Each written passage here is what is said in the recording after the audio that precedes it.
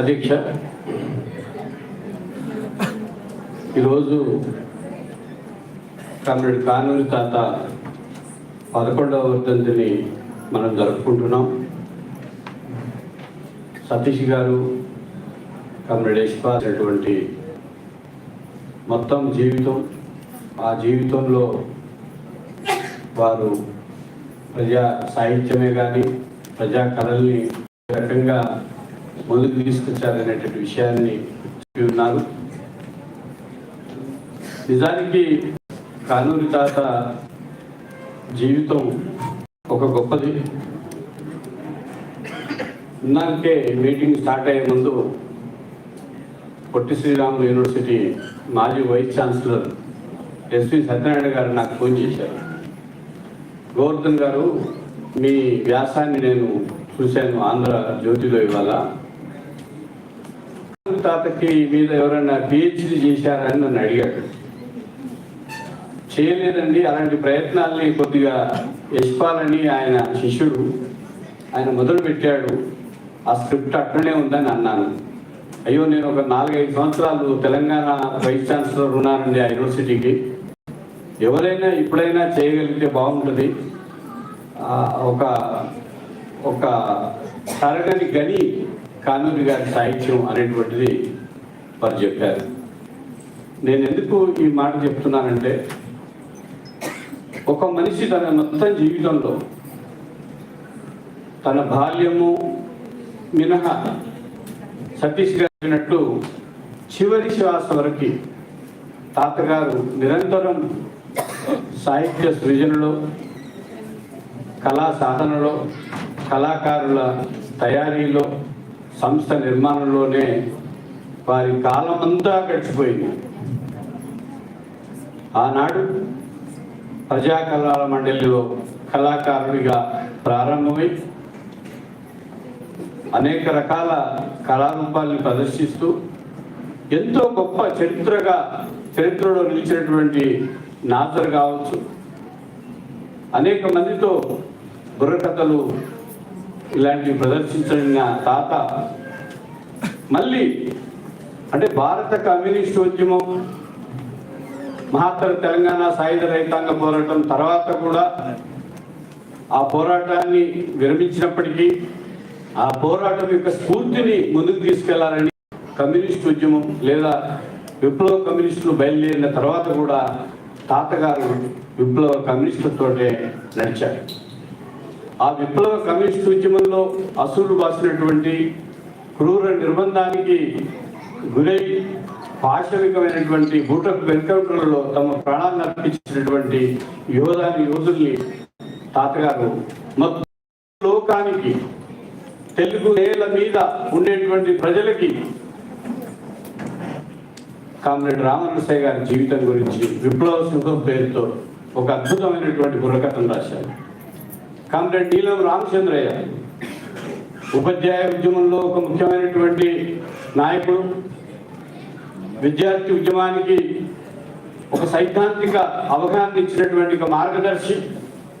అంతేకాదు మొత్తం సమాజ విముక్తి కోసం విప్లవ కమ్యూనిస్టులుగా ఏం చేయాలి అనేటువంటి ఒక విషయాన్ని అద్భుతంగా చెప్పగలిగేటువంటి ఒక మేధావి కామ్రేడ్ నీలం రామచంద్రయ్య గారిని ఎన్కౌంటర్ చేస్తే నీలం రామచంద్రయ్య గారి మీద ఒక గొప్ప హరికథను కూడా తాతగారు రాశారు.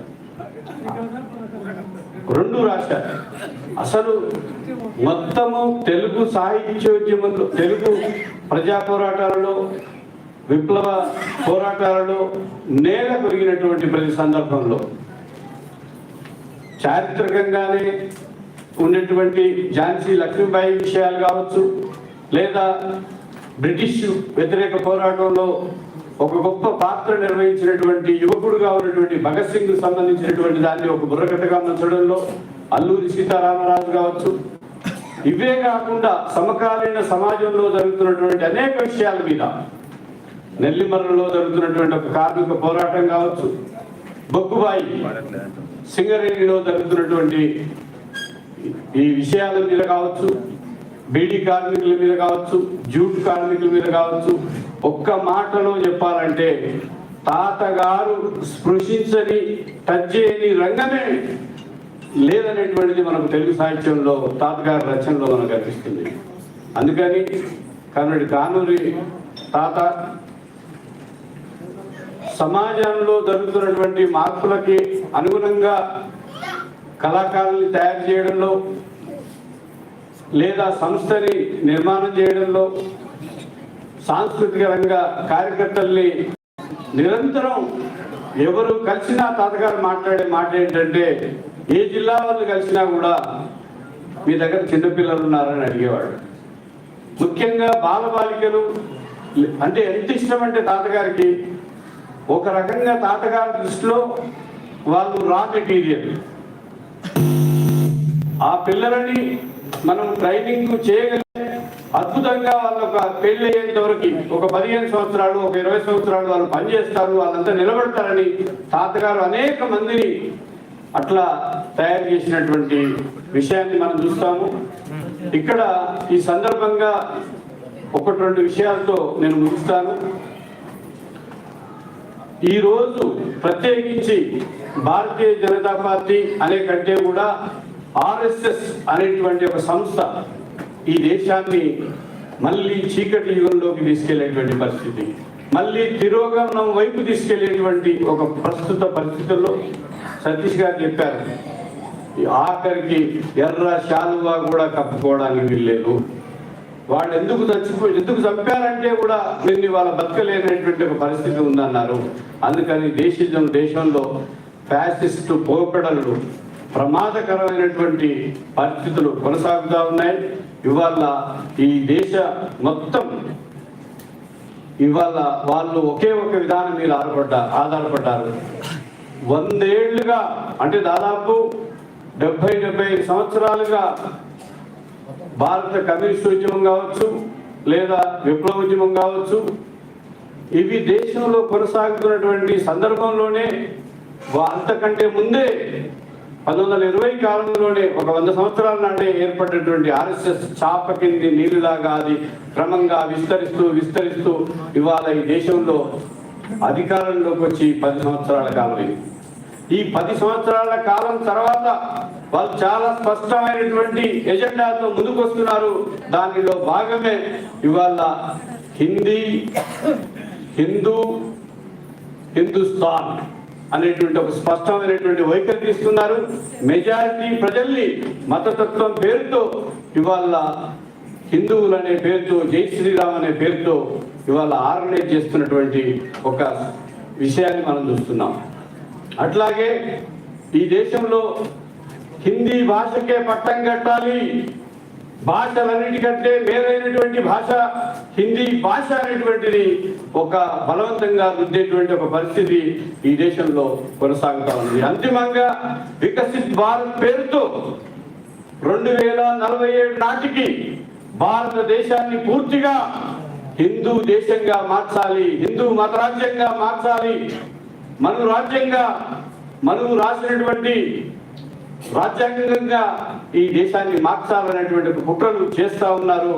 కుట్రలు గతంలో హిడెన్ ఎజెండాగా చేసి అనేటువంటి పక్కన పెట్టి వాళ్ళ బహిరంగంగానే భారత రాజ్యాంగం కుంటిదైంది, గుడ్డిదైంది, ముసలిదైంది, ఇక దీన్ని మార్చాలి అనేటువంటి ఒక పద్ధతుల్లో వాళ్ళు వివరించడమే కాకుండా ఇవాళ అన్ని రంగాలని, అది ఆకాశం కావచ్చు, పాతాళం కావచ్చు, మొత్తం భూమి మీద ఉండేటువంటి సమస్త ప్రక్రియలన్నింటి కూడా, సమస్త రంగాలన్నింటి కూడా ఇవాళ కాషాయీకరించేటువంటి ఒక కుట్ర కొనసాగుతూ ఉన్నది. వీటన్నిటిని మనం గుర్తెరిగి ఈ దేశం అనేటువంటిది ఒక దేశం కాదు, అంతిమంగా ఇది ఒక ఉపఖండం.